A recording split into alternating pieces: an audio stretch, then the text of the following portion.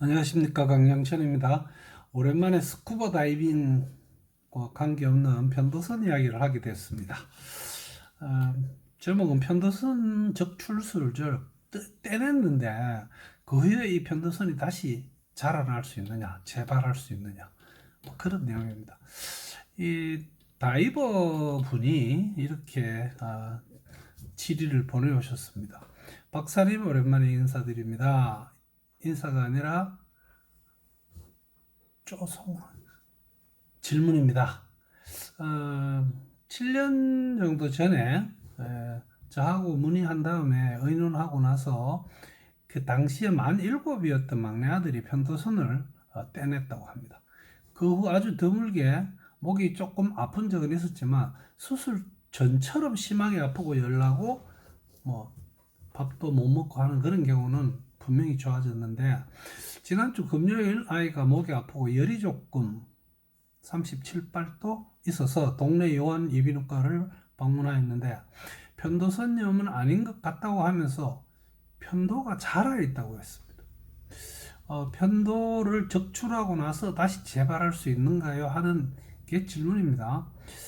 다시 수술을 해야 할까요? 이것도 질문이고요. 두서없이 마구 질문을 드려서 죄송하다고 하시네요. 아닙니다.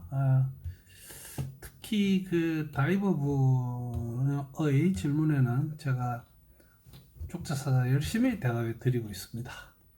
우선 그 편도선 적출 후 재발이라는 제목으로 말씀을 드릴게요. 편도선 적출술을 해야 하는 어떤 적응증, 사실 이거는 제가 지금 옆에 보는 그림처럼 편도선에 관련되는 2개의 영상을 제가 유튜브에 올린 게 있습니다. 거기 보면 어떨 때 수술을 해야 되느냐 하는 것이 잘 설명이 되어 있습니다만 한 번 더 간단하게 언급해 드리고요. 수술 방법에 대한 이야기, 그 다음에 수술 후에 어떤 결과가 초래되느냐, 뭐 재발을 할 수 있느냐 하는 정도의 내용이 되겠습니다. 편도선은 다음과 같을 때는 꼭 수술하십시오라고 되어 있습니다. 그것이 편도가 너무 커서 숨길이 막히는 경우죠. 상기도 폐쇄라고 합니다.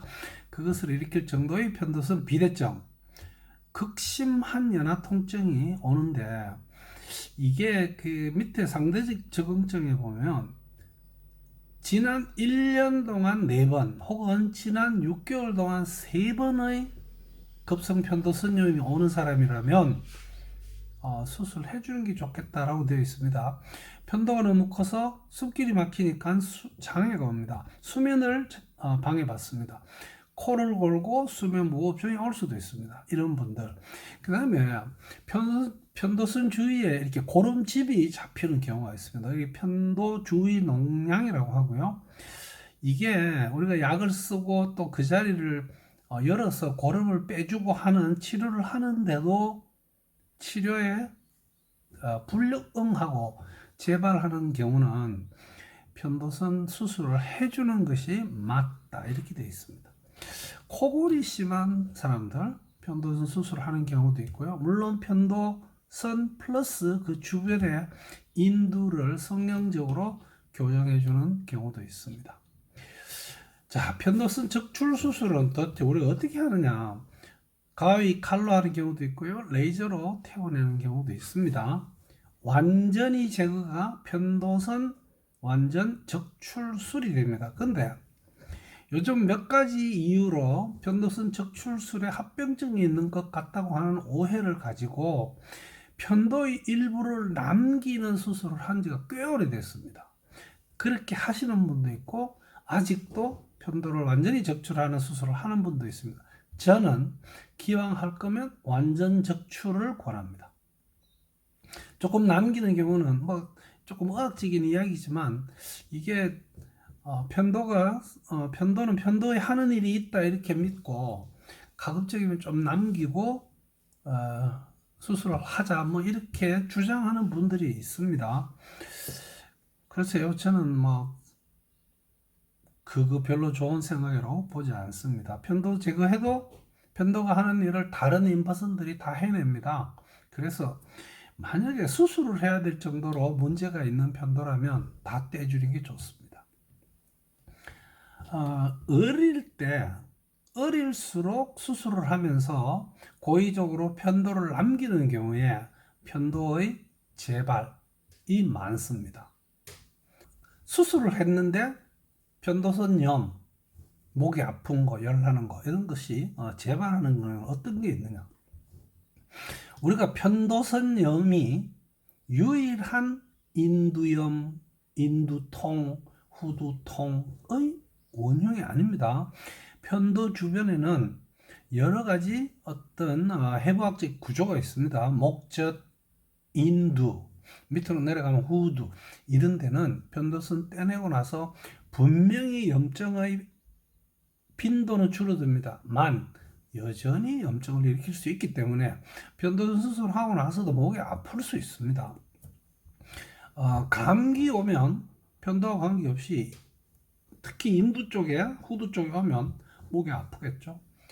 담배 계속 피우면요 목 잘 아픕니다. 끊으셔야 됩니다.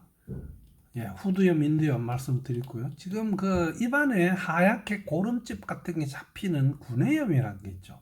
이것도 편도하고 관계없이 옵니다. 편도에도 이 구내염이 따로 오는 경우도 있습니다. 그래서 이런 경우에는 수술을 했지만 목이 아픈 것은 재발할 수 있습니다. 자, 그러면 수술을 했습니다.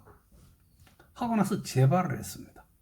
즉 편도가 다시 자라나옵니다.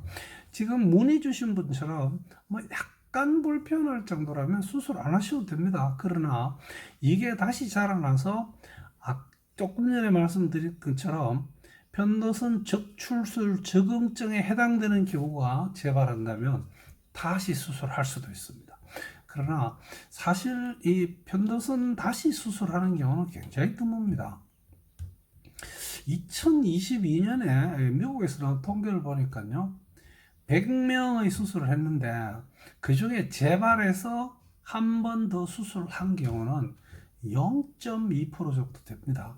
전혀 없는 건 아니지만 비록 재발해서 편도가 커지더라도 꼭 수술할 필요는 없습니다.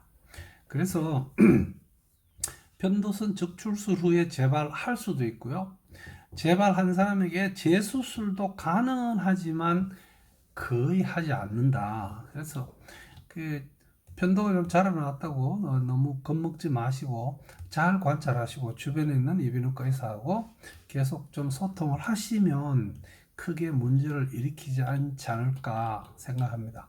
혹시 이 영상을 보는 분 중에서 스쿠버 다이빙을 하지 않는 분은 주변에 있는 강사분한테 가서 꼭 배우시기 바랍니다. 아주 재밌습니다. 시청해 주셔서 대단히 감사합니다.